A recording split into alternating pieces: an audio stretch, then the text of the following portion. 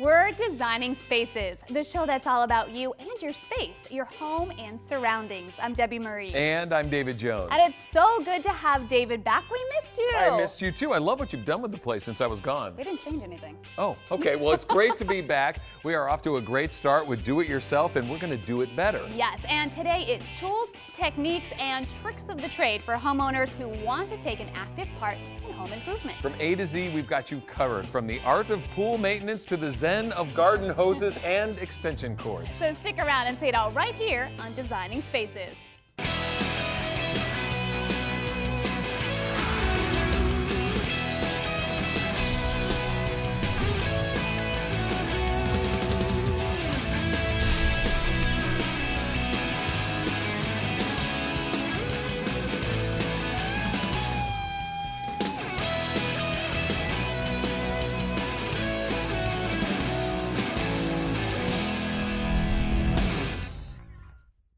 Well, it's that time of the year where we start thinking about pool maintenance. That's right, and maybe the idea of maintaining your own pool is right there in the back of your head. Once you know the basics, it's really quite easy. Take a look at this.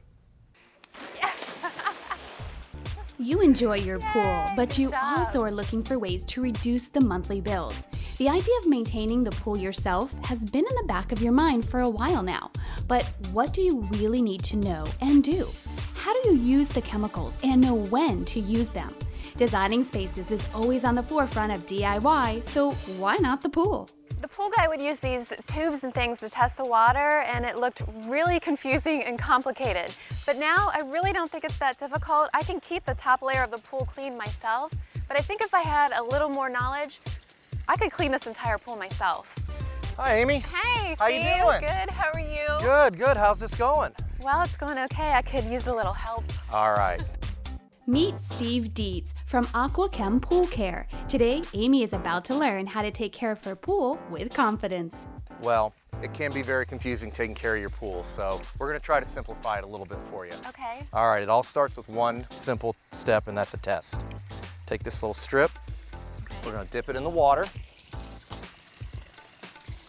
Take it out. Now we're going to go to the computer. We're going to enter the results, and it's going to tell us everything we need to do. You ready? That's it? Yeah, that's it. Okay, let's go. So all we're going to do is we're going to take this pad and we're going to compare it to the colors. There's a simple A, B, C, and D. And we're going to go in here and we're going to click what the readings are on each one of the things as we go. And what that's going to do is that's going to tell the software, you tell it whether you've got any algae in the pool, whether your water's cloudy, and you confirm your selections.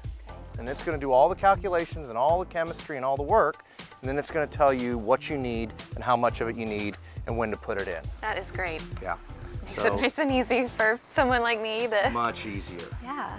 Then what happens is it gives you the steps to do it in, and do things in the right order is very important. People start dumping chlorine in their pool right away. Well, if their water isn't balanced, for example, and the pH is high or low, what you've got to do first is keep the water balanced. And if you don't balance the water first, the chlorine's not going to do its job right, or any of the other chemicals for that matter. So we lay out the steps, what you do first, what you do second. So we want to start by balancing and then do the rest. So it's that easy. It gives you the steps, gives you a shopping list of what you need, and you're ready to go. So you want to try to put the stuff in now? Absolutely. All right, let's do it. Okay. All right. Many pool owners overspend on chemicals because they aren't following a good treatment plan. There are several myths surrounding pool care chemistry. Do you know the true answer? A strong chlorine odor means that there is too much chlorine in the water. True or false? False. It's the exact opposite.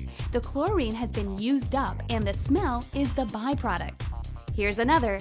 Eye irritation is due to too much chlorine in the water. False again. Eye irritation is usually related to a pH imbalance. What is a pH imbalance? Like we talked about before, the most important thing to do first is to balance the water. pH balance. pH balance. So you've got a couple of products. You can go with pH down if your pH is too high. You have pH up if pH is too low. So that's pretty intuitive. Okay. And to help it stay in range, pH likes to bounce up and down and go all over the place. Alkalinity increaser, it acts like a buffer that keeps that pH where you want it. Okay. So in your case, our pH is a little high. So we would add some of this pH down to the water. Okay, and it gives you the instructions and tells Yes. you exactly how much to add. Yeah, we got that right off the computer, told us exactly what to do. So Okay. we have no doubt where we're going with this. It's great. So after you get your pH in balance, we got to make sure the water stays sanitized. So we can do that with a product like a 3-inch chlorinating tablet. This is a slow dissolving sanitizer that lasts about a week. It goes in your skimmer basket and it will slowly dissolve, adding that gradual bit of chlorine to keep the water sanitized and keep it out free of bacteria and other stuff. Once a week we do this? Yeah. Okay. Then the last thing you want to do is shock the water once a week. Okay, that gobbles up anything else that might be in the water from when you have a heavy bather load, the kids are in the pool, anything like that. So you can use a product like this shock product to do that, and it also has ingredients in it that helps fight away algae, and that's the last thing you want in your pool is a bunch of green algae or anything like that. Yeah, absolutely. So, pretty simple. I think I can handle this. Steve, you've given me a lot of information today, so where can I get the products that you were talking about? Well, the easiest thing to do is to go to the retail locator on our webpage, aquachem.com. It's right there. You click on it, enter your zip code. It'll show you the closest retailer to you. We're all over the place around every corner. Okay, you guys make it so easy. Thank you so much. This has been great. You're welcome, Amy. It's been a lot of fun being out here. I think you're going to do great with your pool care going forward. Okay. Good luck. Thank you.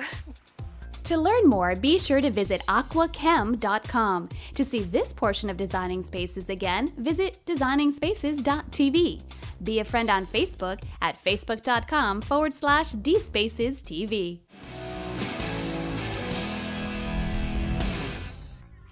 A lot of good informative stories on the show today, but we're out of time. That happens every time. So much information, so little time, so it's goodbye for now. I'm David Jones. And I'm Debbie Marie. We'll see you next time. You can visit these websites to learn more about the participants on this edition of Designing Spaces.